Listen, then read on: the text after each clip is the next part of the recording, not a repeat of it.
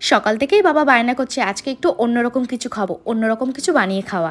তাই ভাবলাম যে আজকে বাটার চিকেন বানাবো। আর ফ্রিজেও বেশ একটু সলিড মাংস ছিল, তাই ভাবলাম যে বাটার চিকেনটাই বেস্ট হবে। তো চলো আজকে কীভাবে বাটার চিকেন বানাই সেটা তোমাদের সাথে শেয়ার করি।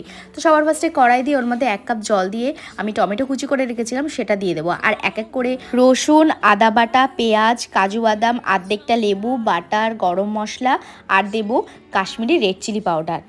সলিড মাংসের টুকরোগুলো নিয়ে ওর মধ্যে একটু আদা রসুনের পেস্ট আর একটু লবণ দিয়ে ভালো করে মাখিয়ে নেব। মাখিয়ে এটাকে 10 মিনিটের জন্য রেখে দেব। অন্য একটা পাত্রের মধ্যে সর্ষের তেল নিয়ে নেব, তার মধ্যে দিয়ে দেব কাশ্মীরি রেড চিলি পাউডার। এই দুটোকে ভালো করে মেশাতে হবে। মেশানোর পর এত সুন্দর একটা কালার আসে কি বলবো, আর পুরো ফুড কালার ফেল। এটা দিলে আর ফুড কালারের কোনো প্রয়োজনই হয় না। সর্ষের তেলের মধ্যে কাশ্মীরি রেড চিলি পাউডার তার কালারটা না ভীষণ ভালো করে ছাড়ে। তারপর ম্যারিনেট করা মাংসটা দই আর লেবুর আর্ধেকটার রস দিয়ে ভালো করে এটাকে মাখিয়ে নিতে হবে। মাখিয়ে নিয়ে এটাকে সাইড করে রেখে দেব।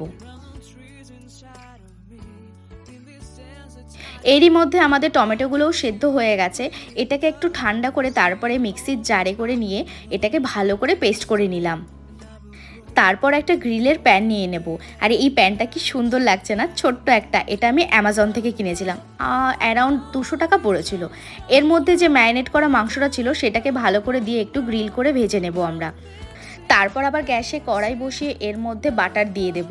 আমার কাছে তেমন বেশি বাটার ছিল না, যা ছিল ফ্রিজে তাই দিয়েই করে ফেলেছি। তারপর ওর মধ্যে কাঁচা লঙ্কা কুচি করে দিয়ে দেব। ভালো করে এটাকে মিক্স করব যতক্ষণ না কাঁচা লঙ্কার একটা সুন্দর গন্ধ বেরোয়। তারপরে যে আমরা পেস্টটা করে রেখেছিলাম সেই পেস্টটাকে এর মধ্যে দিয়ে দেব। দিয়ে এরপরে অল্প অল্প করে একটু চিনি দিয়ে ভালো করে এটাকে নাড়িয়ে ফুটতে দেব। 5-10 মিনিট ফোটার পরে ওর মধ্যে মাংসগুলোকে দিয়ে দেব। দিয়ে ভালো করে একটু নাড়িয়ে নেব। নাড়িয়ে আরেকবার ফুটিয়ে নেব। 2 থেকে 3 মিনিট ফুটিয়ে নেওয়ার পরে এর মধ্যে দিয়ে দেবো ফ্রেশ ক্রিম। যাদের কাছে ফ্রেশ ক্রিম নেই তারা অবশ্যই এটাকে স্কিপ করতে পারো, তেমন কিছু না, কিন্তু ফ্রেশ ক্রিম দিলে এর টেস্টটা অন্যরকম হয়ে যায়। তারপর ভালো করে একটু নাড়িয়ে ওর মধ্যে একটু লবণ দিয়ে দেবো স্বাদ মতন। দিয়ে আবার একটু কিছুক্ষণের জন্য ফুটতে দেবো।